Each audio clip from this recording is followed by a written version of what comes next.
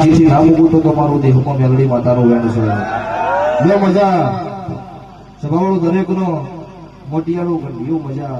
18 નાત 17 વરણ કીધી એમાં દરેક આવી ગયા મારી નાત આવી ગઈ ઠાકોર આવી ગયા રબારી આવી ગયા પ્રજાપતિ દુનિયાની વસ્તી આવી ગયા 18 નાત 17 વરણ પણ પછી